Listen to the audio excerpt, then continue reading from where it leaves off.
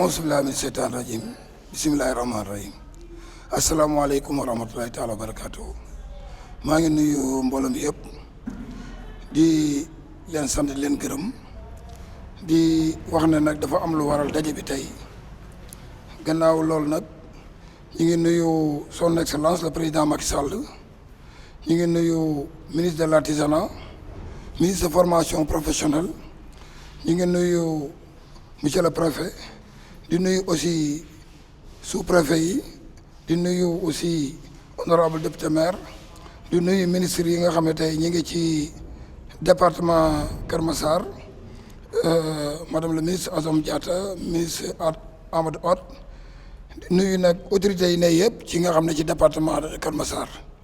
di wax ne jataay bi tey nag dafa am lu ko waral ñoo ngi fi toog ak bureau antenne chambre de métier ak bàjjenu gox yi ak organisation professionnelle yëpp ñu ngi toog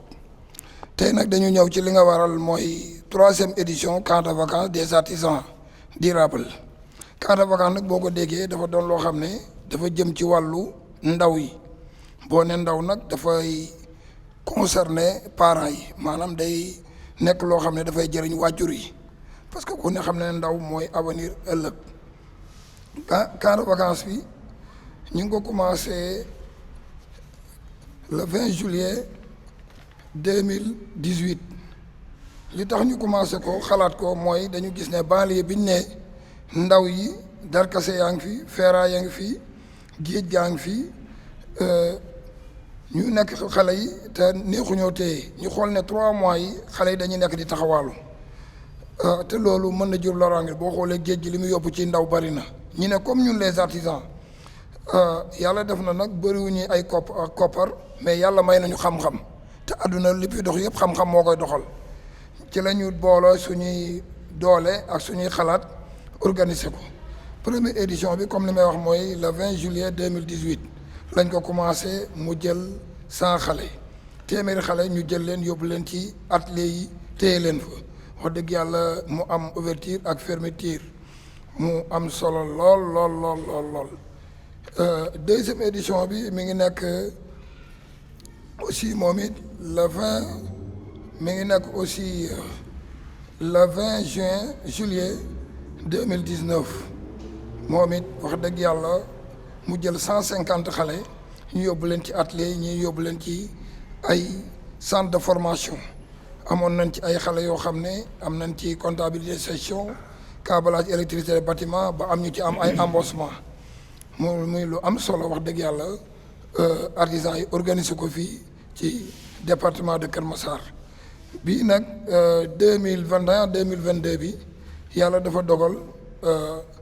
am nañ ci ay innovation yu bare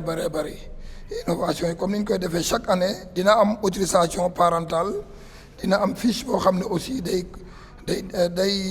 dépendre ci chef d'atelier bi pour moom it ñu jël ay filiation ak benn fiche boo xam ne mooy corps de métier yi am na aussi carte boo nga xam ne mooy badge bi pour ndaw li parce que ku ne xam na ne xale day tollu moment boo xam ne bu njëkk amoon na carte d'identité scolaire yàlla dogal na rek léegi am na fi mais pas tellement moo tax ñu def ko parce que jamono ji lëj na lëj goo xam ne xale bi mën naa génn mën na am malaise mën na daje ci fuulu bandi wala ay 15 man buñ ko jë fekkee mën nañ ko ramasser wala leneen te su boobaa aussi dañ koy jàpp rek comme bandi salté mu sonal ay waajuram kon su fekkee ne ñun dañu dem ba nag war a dimbale njaboot gi buñ leen waree lor ko du doon am solo ci lañ xalaatee badge bi nag ñu ne képp ku ko soxla la da ngay dem bureau ba boo ñëwee ci secrétaire bi am na lu ñu warloog yow su ko defee ñu mën la jox badge bi remplir ko xale bi dina ko mën a protéger ci lu bare suñu programme it li ñu bëgg mooy bu ko yàlla dogalee année 2021 2022 bi pour mu dàq yeneen année yi ci des parce que bëgg nañ aussi état bi xam lan mooy artisanal xam nañ ko malgré mais est-ce que ñi ngi koy appliquer maanaam ñi ngi koy jëfe est-ce que ñi ngi koy jëfe te boo xoolee tey yàlla dogal na kër goo dem boo demee tey fekk fa artisan quartier boo dem benn gendarme nga fay fekk wala benn médecin wala benn lenn mais que amul kër gooy dugg ci Sénégal te amul artisan te soo xoolee tey li fi nekk tey lépp ak loo gis muy dem rek artisan yaa koy defar kon loolu vraiment bëgg nañ aussi ñi nga xam ne tey ay démembrement lañ tey yàlla dogal état teg leen fii ñu jàppale artisan yi ñu jàppale artisan yi li artisan yi moo ñu jox leen ko parce que boo xoolee tey son excellence le président Macky Sall su demee ba créer benn projet bu ñuy wax PEJA muy war a jël ndaw yi moom mi ngi ko créé apprentissage rénovation lañ créé indi PEJA mais ñun ñu créé ko depuis 2018 ak suñu propre moyen ñun les artisans kon yaakaar naa ne ñun ku ñëw ci la ñu fekk kon di lancer appel aussi moom mu xam ne artisans yi surtout département de Kër Massar ak banlieue bi nañ leen jàppale ci li nga xam ne tey lu am solo la parce que Kër Massar tey yaatu gi mu yaatu ak ni mu toll amul village artisanal amul dara artisans yi amul fenn foo xamee tey mën nañ fa yóbbu seen marchandise pour écouler ko boo xoolee sama ginnaaw bàjjen gox yaa ngi ni toog te li fi ne ci ay femmes développement kenn xamul nu mu toll kenn xamul nu mu toll céréales locales cere yi ñu defar ak jus yeeg yëpp day mujj forox te loolu wax dëgg yàlla bëgg nañ aussi ñu dimbale ñu si suñu mbokku tailleur yi gis nga leen suñu luyee place 40 000 50 000 jamono ji naqadi ji nga bëgg ko fay bëgg fay courant bëgg fay ndox mais loo ci am moo tax dañ leen a génne yóbbu nañ leen UG ba sonn mbokk mécaniciens yi dëgër piir na leen ba toll foore baa ngi ni yaatu ba dee niñ fi daggee ay station ak leneen ak leneen ak leneen ak bande flower bi niñ koy daggee aussi di ko jox nit ñi ak di daggee ay armère mais wax dëgg yàlla bala ngay daggal kuy dund te deegul nga daggal kiy dund kay bala ngay daggal kiy dee kay nga daggal ki dund ba pare kon xanaa loolu day wane ne kon ñun ay néew yu dox lañ ñun artisans yi mais nan ñu bàyyi xel parce que aussi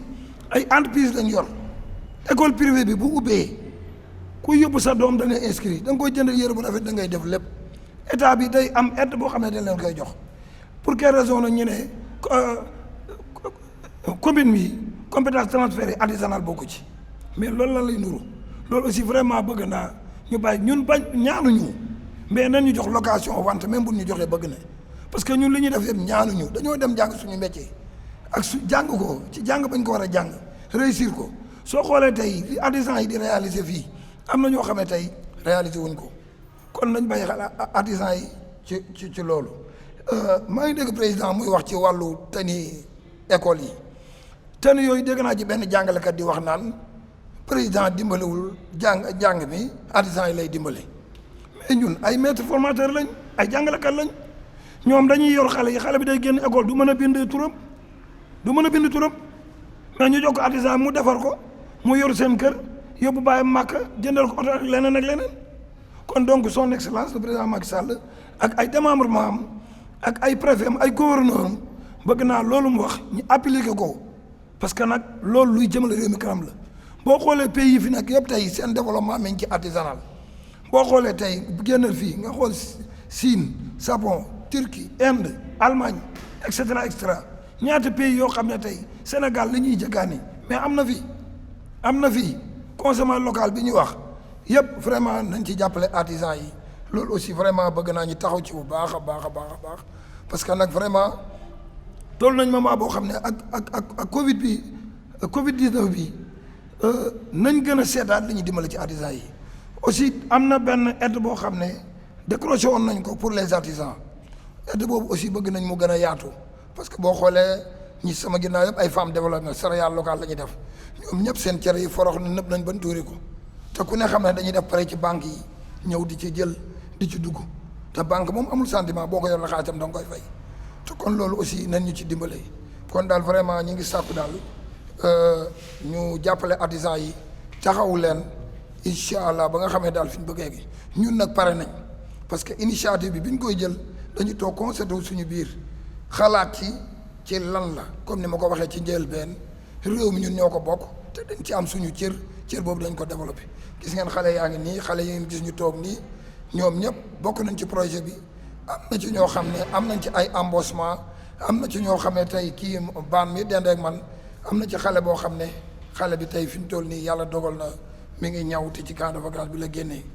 bu loolu weesoo aussi lu mel ni Revas aussi teew na fi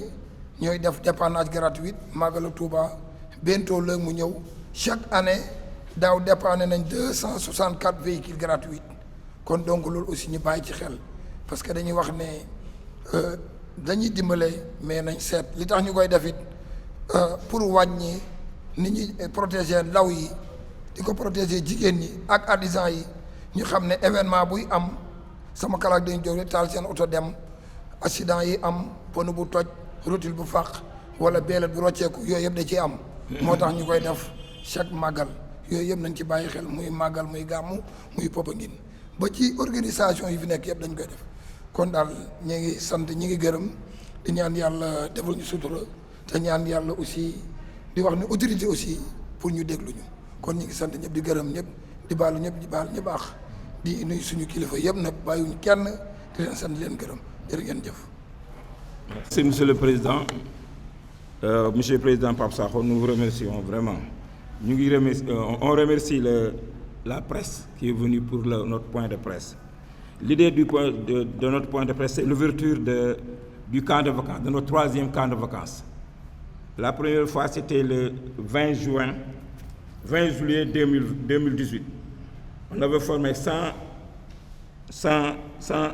élèves. La deuxième année, le 20 juillet 2019, 150 élèves. Aujourd'hui, on est à notre troisième édition. Donc nous remercions vraiment ceux qui sont là pour le développement de l'artisanat. Surtout le président Pape Sakho, qui ne ménage aucun effort pour le développement de l'artisanat au niveau de Keur Massar. Nous lançons un appel au président de la République pour tout ce qu'il fait pour l'artisanat. Il a commencé il a initié avec la Banque mondiale le projet PEJA. C'était en 2020. Nous, on a commencé en 2019 à prendre les enfants, les amener dans les ateliers. Pourquoi? Parce que pendant les vacances, les enfants sont à Mbebes, ils sont dans la forêt, ils sont partout, jouer au football, aller à la mer. Après la concertation, le bureau a décidé d'organiser des camps de vacances. C'est l'idée qui a amené maintenant c'est notre troisième camp de vacances. Nous lançons un appel, nous remercions aussi le président de la République pour tout ce qu'il fait pour l'artisanat. Le ministre de l'Artisanat, le ministre de la Formation professionnelle, le ministre de l'Éducation nationale, la direction de l'artisanat, l'Union des chambres de métiers du Sénégal et la Chambre de métiers de Dakar. Nous remercions aussi les membres du bureau de l'antenne de la Chambre de métiers de Keur Massar,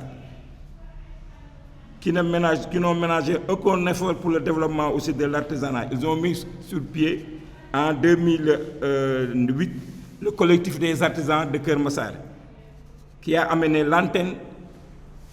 de la Chambre de métiers de Keur Massar. Pour les corps de métier qu'on a choisis, il y a la production, services et arts. Pour la production, on a choisi les coutures, les menuisiers métalliques, les menuisiers aluminium, les vitriers, céréales locales, transformation, boulangerie, pâtisserie, sculpture et bâtiment. C'est la production. Pour les services, il y a les mécaniques, la tôlerie, la peinture, l'électricité, la vulganisateur, la tapisserie, la coiffure, les plastiques, la restauration. Pour les arts, nous avons choisi la broderie, la bijouterie, la teinture et la maroquinerie. Nous lançons un appel aux autorités du pays pour qu'ils aident l'artisanat. Le président avait dégagé 25 milliards pour les Covid, mais ils n'ont même pas dégagé les 5 milliards pour les artisanats. Sur plus de 12 000 artisans au Sénégal, même 6 000 même pas n'ont pas reçu leur participation. Donc nous disons au président de revoir la forme d'aide qu'ils font aux artisans. Pendant les cérémonies religieuses, il y a le REVAS. Le REVAS, c'est l'organisation des mécaniciens, des vrais artisans. Ils contribuent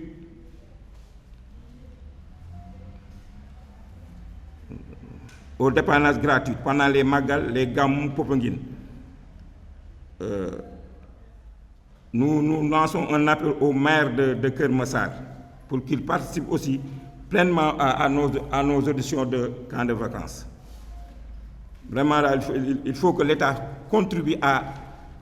au développement de l'artisanat, parce que l'artisanat peut développer les pays. Les pays comme le Maroc, la Chine, l'Inde,